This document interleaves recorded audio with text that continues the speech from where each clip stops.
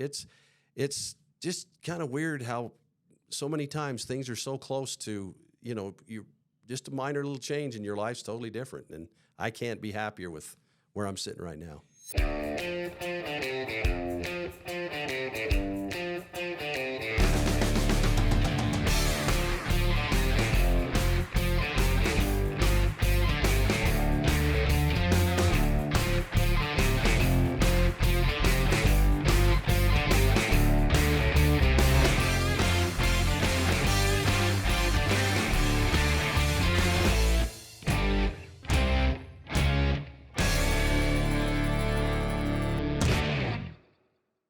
Welcome, Steve Carlsen, to Beyond the Game. My name's Mike Lacey, and we are so grateful to have the Masher with us. Steve, how did you get this name, the Masher? Well, it's a pretty short story. I wish it was longer, but we were out 7-on-7. And those who played know what I'm talking about. It was just the offense going against the defense without linemen, and we were running routes. And I went out on what's called a flat route, just take off. I was fullback, went on my pattern, make a cut hard, and I think I kind of put my arm out, and I'm sure that a linebacker, and I wish I knew which linebacker it was so I could kind of make fun of it had to be one of the freshmen. Yeah, it must have been him. It could have been Mike Lacey at that Sam linebacker. Anyway, I caught him just at the right time, caught his heel, and he landed on his backside.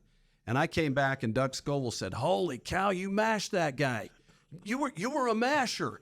And, nobody thought much of, and one of our teammates, I think it was Scott Phillips, took a marker and wrote masher on my locker.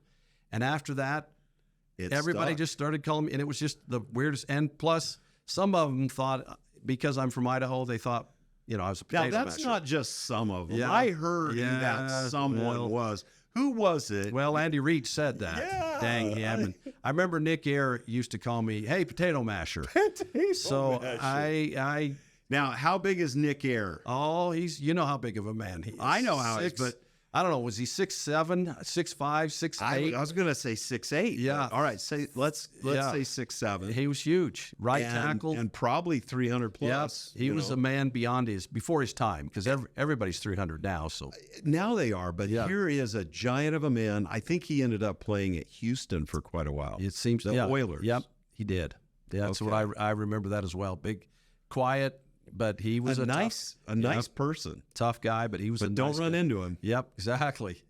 Well, the only time I'd run into him is if I ran into the back of him, because then he'd turn. Yeah. When I played fullback, I was guilty of doing that sometimes. Exactly. So don't you get mad at those running backs that run into their linemen? Oh, I'll bet you. I can't imagine the kidney bruises from a guy pounding you in the back, and because you can't make a cut and make a hole, and then I wouldn't have to run into your back. Because, hey, any of you linemen out there, don't get mad at me. Now, tomorrow, and we're right before Father's Day, so this will come out later. But tomorrow, we're having some of your friends. Yeah, I want to call them Hogs. I don't know if they were the original Hogs, but Danny Hansen, Scott Nielsen, and Tom Bell are going to be here tomorrow. So they might want to defend themselves. Oh, they should. Against, You know what? You wanted to call them the Hogs. What they would call themselves was Craig Thorpe's cross-country team. Because if you remember, he used to run the Dickens out. I remember 2 miles. Yeah. Did they have to go 2, or they wanted 1.5? I think, I just know he ran them a lot. So I think they got T-shirts, and said Craig Thorpe's cross-country team. So ask him if I'm up in the night about that. Yesterday, Dick Harmon talked about another famous journalist. Okay. This one worked with him and Patty Edwards, but it was Andy Reid. Oh, and he wrote an article, or had an article, or he had series. He had like a weekly. And it was called the French Legion. Yeah. After who? Yeah. Roger French. Roger French, that's right. Well, I know he wrote for the Provo Herald. Right, that was it. Was that it? Yeah. Because I've got one of the articles he wrote about the running backs at the time, and So who knew that Andy Reid was at one point a journalist? Well, he was actually a physical education / English double major. Really? And so Now that's an interesting combo. That really is. I'm not sure why that's he did like being an offensive guard and a tailback. Or exactly. Something. No, I'm kidding. No, exactly. But I do know that because I was also a physical education major, so we spent half of our time together in classes. So that's how I knew that. Now, some people may have seen that when we talked with Andy Reid, we had a special mystery guest that came on. He had some audio difficulties. He did. Maybe some technical difficulties. It's that age tech problem, you know. But that was you, Steve. It was. Remind us, how did you and Andy Reid become such good friends? Well, you know, it's one of those stories that's tough to tell because I've been a 42-year public educator and I've been a superintendent in 3 districts for 23 years now. But at BYU, I got a little discouraged and I got in some academic troubles. Really? So I was actually... Was that like probation? Yes, I was on academic probation. It was during the fall. And they assigned Andy Reid to be your mentor? No, not yet. I actually had to miss right after Christmas a month or so, and I had to take a couple of classes if I wanted to get back in. So I took a couple of classes and got good enough grades that I got back into school, but I got back into school just as the block started. And so right then, Andy Reid and the rest of the crew were coming in from junior college. And so I ended up in classes with Andy Reid, and to some degree, if I wouldn't have gotten in academic trouble, then I wouldn't have been in those classes, and I don't think I would have ended up, you know, befriending Andy as much as I did. What kind of classes? Tell us do you remember what the title of the course was? Well, I do remember one specifically, and I don't know if it was that spring, but one of them was zoology we were in together. And you and Andy. Yep. And I feel like Andy kind of saved my life academically, which in turn saved who I am today. Famous coach Andy Reid saved you academically. Yep. And what it was we were, you know, studying. We were at school, and man, it's just hard. And hey, we got a test tomorrow. And he looked at me and said, "Hey, I don't think I was masher yet." So he said, "Hey, Steve, you want to study tonight?" And I just remember that pause, thinking, "Study?" You know, were you a typical football player? Oh, absolutely. And I honestly will say this: I was pretty smart, and I could listen well in class and do well enough. But so I went and studied with him a few times, and I started thinking, you know, I probably ought to take this thing seriously. Good for I'm you. not going to go to the NFL. I figured by that point in my career, so I better get a little more serious. So Andy Reid saying, "Hey, let's go study," was really a turning point in my life, and I think I got out of there with about a 3.1 or so GPA, B-ish. You know, so I felt pretty good about things. So the students at Box Elder School District might look at you as the Phoenix, the guy who came from the ashes. The ashes. Yeah, or out of academic probation. And I've never told that story publicly. And so I've decided, you know, should we make this kind of secret? No, I'm fine with it. I think people need to hear that you can. It's what this is all about. You know, Beyond the Game is really all about stories like and this. That's what we're trying to do. And really, Steve, when I think about the relationships that we made when we went to college, and you're from Montpelier, Idaho. Yep. I'm from Rancho Cordova, California. Yeah, crazy, isn't it? We're on the same team together. Yep. Different size schools significantly. Absolutely. Yep. And different life experiences. Exactly. And yet we all melded into one team. Yeah. And we think about Andy Reid coming from the LA area. Exactly. Becomes your friend and actually says, "Hey, Steve, let's go. Do you want to study tonight?" No kidding. You know, his mom was a physician. His dad was an artist for Disney. Yeah. And my dad owned a service station in Paris, Idaho. And my mom helped him run the service station, was the bookkeeper. And, you know, we became great friends. I had a great life. He had a great life. It's you know, but think about it. I mean, where's Andy now? And we're all proud of, absolutely. You know, what he's able to do. And, and the significant, I mean, I think he's impacting our country even more than just as an awesome coach. Yeah. But, you know, some of his impacts on not social media, but just his social issues. Yeah, social issues where he's not trying to go out and state things. He's just defending people in his locker room who might get attacked. He stands for what we need. We need to work together and find unity instead of finding the bad. Instead of fighting. Yeah, instead of fighting. Very good. So, Steve, Montpelier, Idaho. Very good. Tell us about your high school. Well, Bear Lake High School. That's a really big school, right? Yeah. Like well, 6A? Yeah. I think in Idaho There's 4 or 5 divisions. I don't even know I haven't been in Idaho for 5 years, but we were the second to smallest division back then. Really? And I had 85 kids graduate in my class. Wow. And we had. So that probably made you the valedictorian. Well, right? I still wasn't quite number one. I like I said, I didn't go the extra mile, but I did have a B average at least in high school. I think I read that you played a few sports. Yeah. Well, in a school like 4? that. Were you well, no, it was 3. Okay. I probably would have played baseball, but it's cold, snowy back then. They didn't. So I ran track and I played basketball and played football. But you were a sprinter. Yes, I was. Well, interesting enough, I was a sprinter. Let me interrupt. Okay, I'm sorry. Hold that thought because I want to go to where you want to go with this sprinter thing. But my freshman year at BYU, there was one of the best football players on our team was a kid, a running back from Idaho. Do you remember? I mean, this was 1975, so you were in your senior year in high school. Do you remember who I'm talking about, though? Pay attention to that. Was it Jeff Blank? Jeff Blank. Yes, he actually was the guy who helped recruit me. He ran. I was playing linebacker that freshman year, and he was a bear. He was tough. Even though he wasn't tall, he wasn't oversized, but he had moves, and he had power. He did. So tell me about him. He recruited you. Well, the night 2 Idaho products. When they and I think Masher 1 and Masher 2. Well, he was from Boise, and Boise's like another world in southeast Idaho. But anyway, it was I knew who Jeff Blake was, and the fact that I got to spend the night with him. We went out to, I don't remember the restaurant, and we had mushrooms, and kid from Idaho's never had eat mushrooms. That's out in the forest. No, where's the potatoes? No kidding. And so it was pretty impressive, that he played. I think he actually played the next year. He might have been a junior the year I got recruited. Really? Yep. Okay. So I think it was my freshman year, and then I'm gone on a mission, so I didn't see him finish. So that was cool. I think and we didn't have a ton of Idahoans on the team because Idaho isn't, and back then wasn't a hotbed for football. So all right, you're a sprinter. Yeah. What kind of sprinter were you?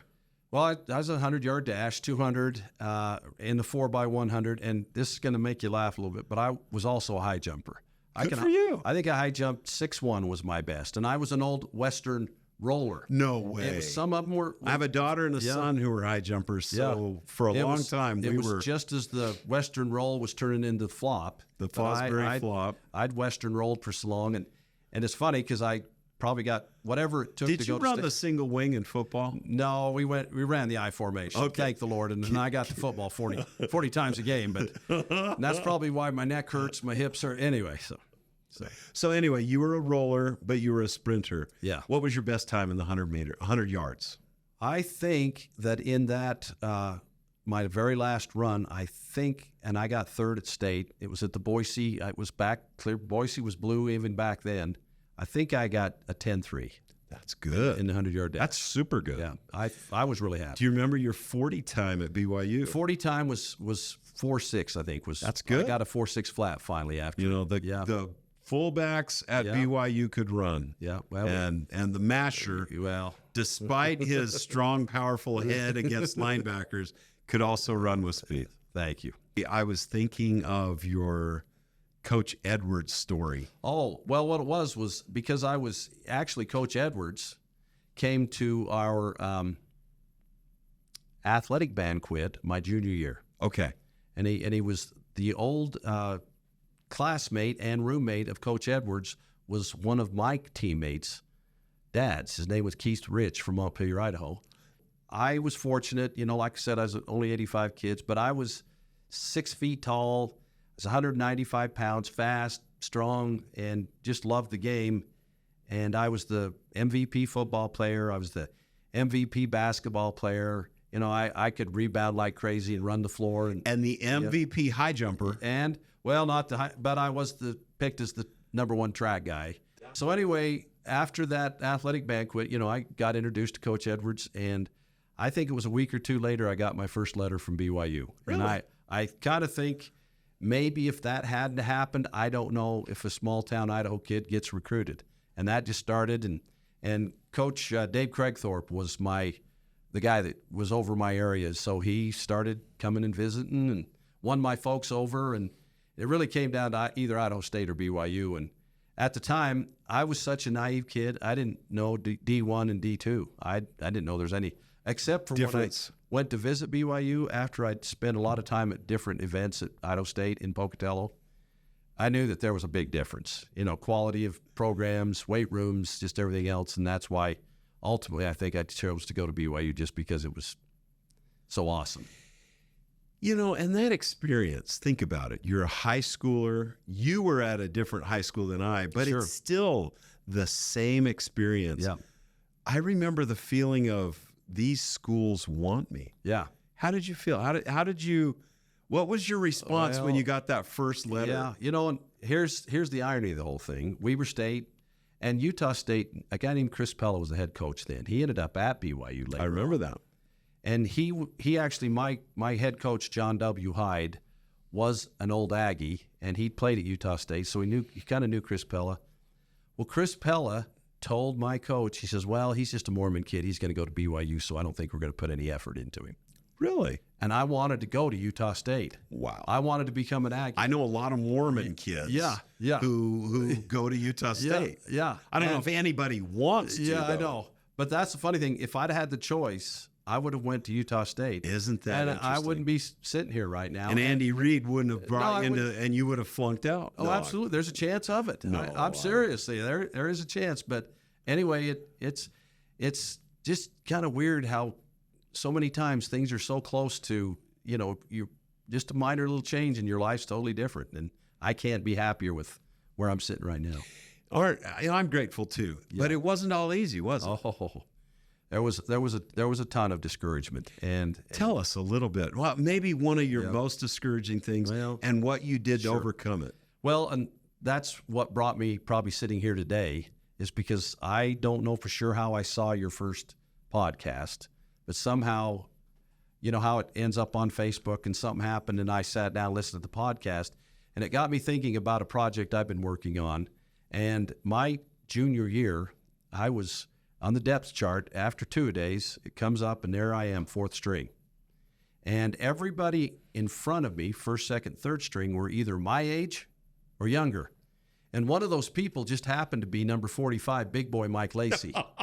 And I didn't know I was your nemesis. Well, that's just it. One of them was, and we and you and I talked about it. Yeah. Doug Williams was listed at the time as number one, and Eric Lane at the time was they were trying to decide what to do with Eric, because Eric was just a little smaller. Right. At that time, he wasn't a big fullback. No, I was about maybe 210, 205. If you were Masher and if I was Big Boy, yeah, he wouldn't have been. What are we going to name? I don't know. We both love Eric. Oh, Lane. absolutely. And I'm going to think of a good name for Eric because anyway. But keep going. And I kind of, I was just dang discouraged, and I had a great relationship with my mom. And I called my mom up one day and said, Mom, I think I'm going to call it. I think I'm going to go home. And a lot of people in Bear Lake drive to Soda Springs, Idaho, and work for Monsanto Chemical. Well, I'd been working there in the summers as summer relief. Pretty good job. Summer relief, what's that? Well, that's all the guys would go on vacation. You're the backup worker. So I would go in and fill in for guys who were on vacation. So you got paid pretty well. It was, for those days, I think it was $7-8 an hour in 1970. In the 1970s, that's a good, that's probably like $20 an hour today. Probably. After inflation. It was nice. Right, It was nice. And anyway, she says, oh, Steve, I wish you'd hang on. And, and then a while later, my brother called. I have a brother that's about 6 years older.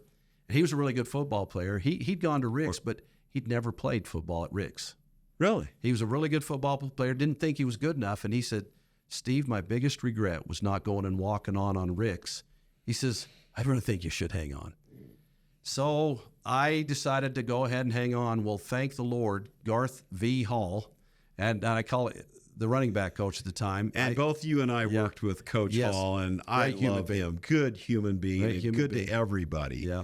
And it's interesting. Let me interrupt real quick because we frequently talk about Lavelle Edwards' staff. Oh yeah. We had some really meteoric coaches. We did. Offensive or defensive coordinators, and these guys had wonderful careers. And Lavelle gave them freedom to call the game. But there are guys like Garth Hall that was like the glue. He was the friend.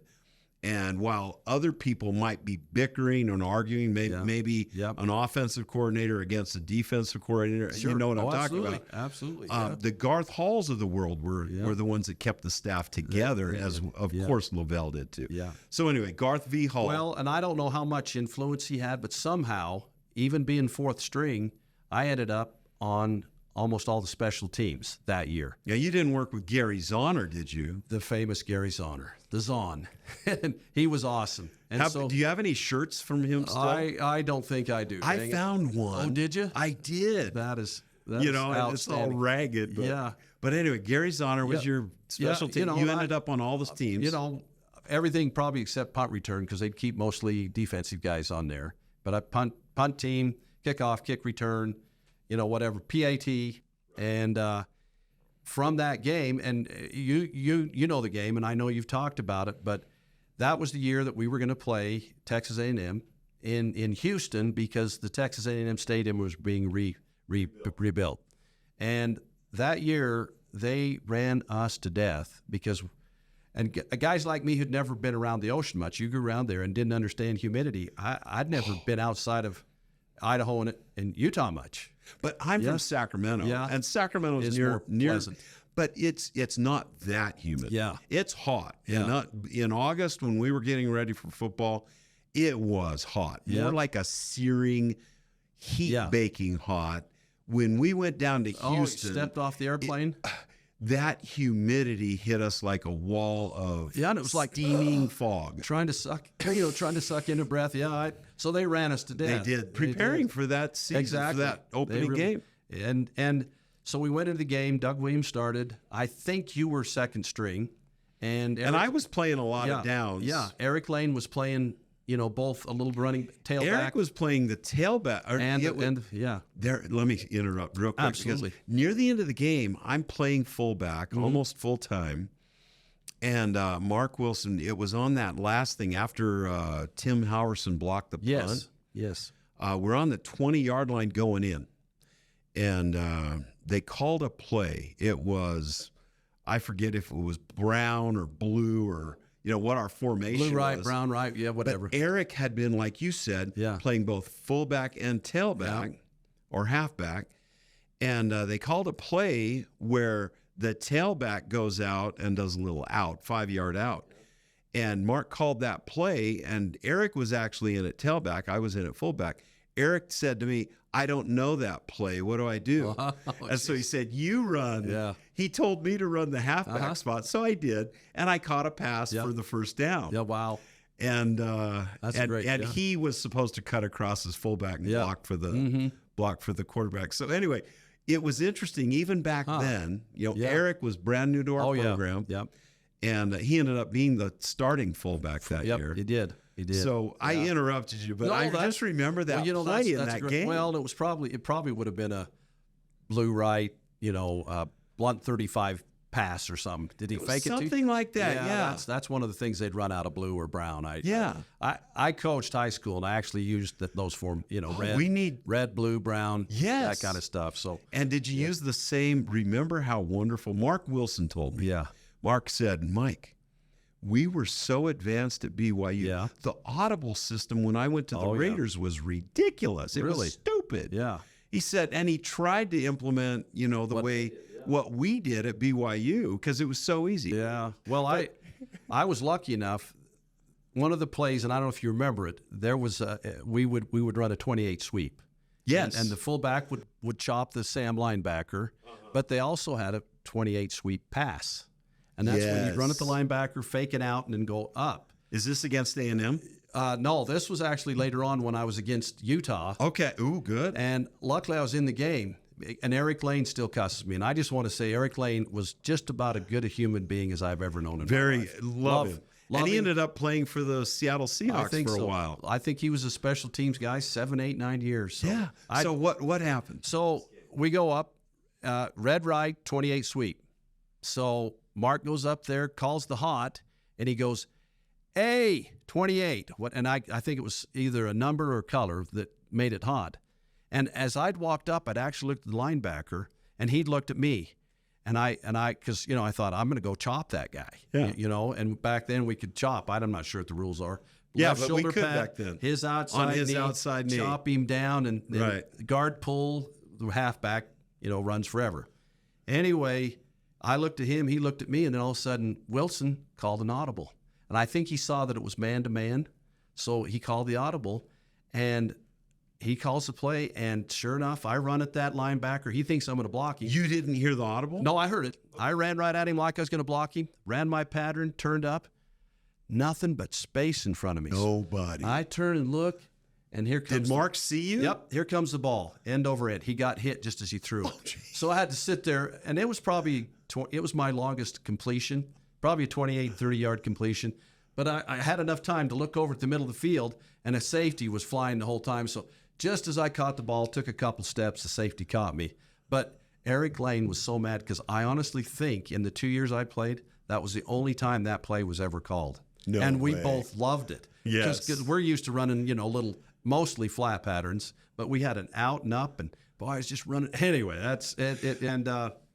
Anyway, we played the game, and, you made the unbelievable catch that later on you didn't get credit for. You made the 2-point conversion to help us win 18-17. Was that? Yes. That was the score. That was the fun. And I was I was in the right place at the right time. Exactly. Well, and very fortunate. But you also laid out and made it. I remember the catch and saw it on film. So who knew that an ex-linebacker would ever be able to catch a ball like that? It was sweet. It was sweet. So I figured, hey, Mike Lacey. But during that particular game, Doug Williams got hurt, and then because of injuries on the defensive side, Mike Lacey went back to the defensive side of the ball. Played linebacker. Yeah. Eric Lane became the starting fullback, and as a junior, I went from 4th string to 2nd string, and that was. And you got a lot of plays. I played a lot. Yeah. I don't know if I had, probably in 2 years, I say a lot after not playing for the first 3 years because I redshirted 1 year. So my freshman year, I did play JV. My next year was redshirt year. My sophomore year was it was really pretty discouraging because I didn't play much. That's probably when I got in academic trouble. I was just discouraged. But I think I had 60-something carries. I scored, 4, 5, 6 touchdowns, and so I just loved my time. Think about it. You loved your time. Yeah. Why? Because we were playing with a team that was generally unified, except in the spring. Oh, yeah. Yeah, it's spring when we battling each other. So when we're battling each other. But I still have fond memories, despite the fact that injuries happened. Yeah. Not mishaps, but frustrations with coaches happened all the time with everybody. I've met one football player who was on our team who is embarrassed. He was actually a running back, and he has very few, if any, stats. Oh, yeah. And you know what? Because he was kind of embarrassed and didn't want to talk about it, I don't think we judge each other by our stats. No. In fact, when you go to a university, and this is probably equivalent in the academics as well as in sports, every single one of those kids that's at that school excelled. They were the best of the best when they were in high school. Think about it. Absolutely. And when you get in that environment, especially on a football team. Oh, yeah. I mean, imagine compete. Well, imagine we did. Well, we got to imagine. We used to mash heads with each other. Exactly, yeah. And I have total respect for anybody who was even. Oh, yeah.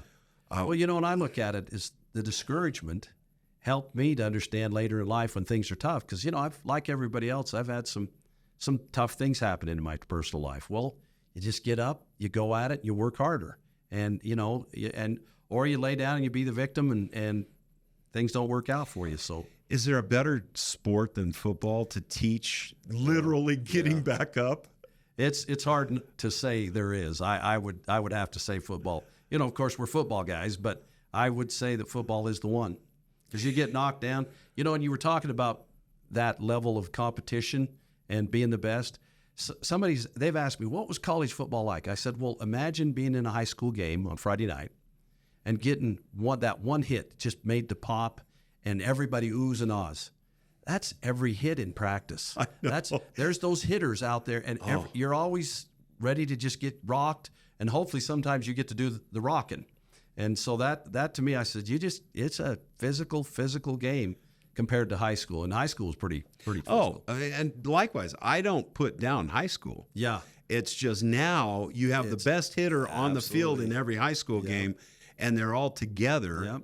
Those 11 guys, you rarely can hide someone who can. You remember Gary Kama, 5'10", 5'11", from Hawaii. Yeah, he middle linebacker. He hit me so hard one time that I think I woke up a couple days later. I was awake, but anyway. Gary Kama was, and he was in my class. Oh yeah. He came in the same year, and Gary Kama, I want to call him a fire plug because you could not move that man. Oh, exactly. And he hit with ferocity. Exactly. And yet off the field, a gentle, calm, mellow. kind, from Hawaii. We had so many good teammates. You're working on a book called Fourth String. Fourth String. And it's based on this story of me being in a half an inch away from packing up and going back to Idaho and living my life. And instead, I got talked into by my mom. Bless her. She's deceased now. Yeah. But I stuck it out. You said you trusted your mom. You had a special relationship with her. Relationship with my mom. I remember talking to Vice Sikahema, and there were some special things in his story. Yeah, he did. About his mom. So how did your mom? I'm gonna give my dad credit. Great guy. Disciplinarian, tough, loved him. But my mom and I had a special relationship. And how did she convince you to? She just said, Steve, you've got a special opportunity here, and she loved that I was at BYU. I mean, the whole time when I was making my decision, she wanted me to. She never said it.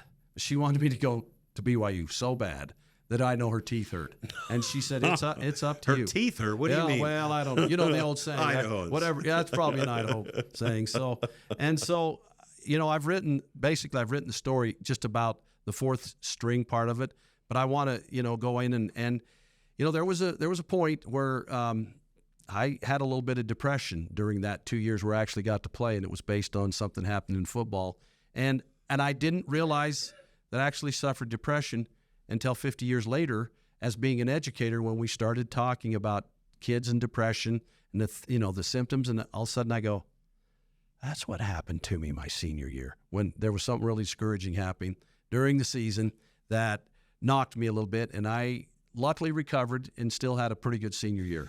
Steve, I'm glad that you brought that up because I've talked personally to Steve Young, and he's shared with it in his books. Yeah. That he suffered some depression. Oh, yeah. And he's not afraid to share that. It's important. It is important. And when we're down, when something happens or we just have that feeling, what was it that helped you cope with that or kind of move around it or through it? What happened? Well, for one thing, Garth Hall was the coach, and he talked to me a little bit, and I just didn't feel good, and I felt like I had a cold and I was sick. And he just, he just kept staying positive with me. And I think as a football player, there's just nothing else to do but go forward.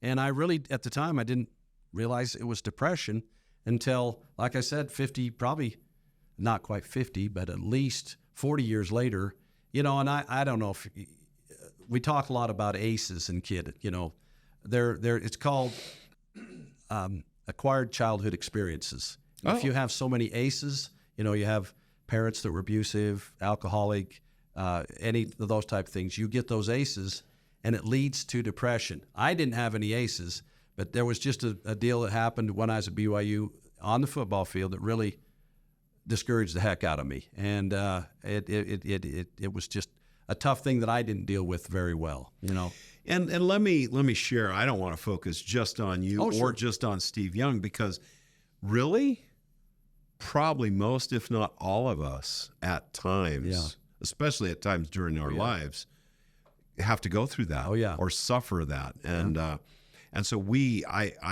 going to talk to Jim Herman later today. Yeah. And Jim was, as you know, one of the three amigos, one of the friends to Steve Young. Yeah. And it's easy to bring up Steve Young because look at what he's accomplished since then. Despite the fact that at one point he was really suffering and he wanted to go home. Oh, yeah. You wanted to go home. Yeah. Vice Sikahema wanted to go home. I remember a time when I wanted to go home or change. Yeah. Well, I'm glad they didn't have the portal and everything. Think about it. Because I'm pretty sure I was discouraged enough. I would have gone and it would be way too easy. I'm so glad they didn't have the portal. back then. I'm thankful that I stayed there and, toughed it out, I guess. And I am too, that you toughed it out to stay, because otherwise we wouldn't have the masher. Yeah, the masher.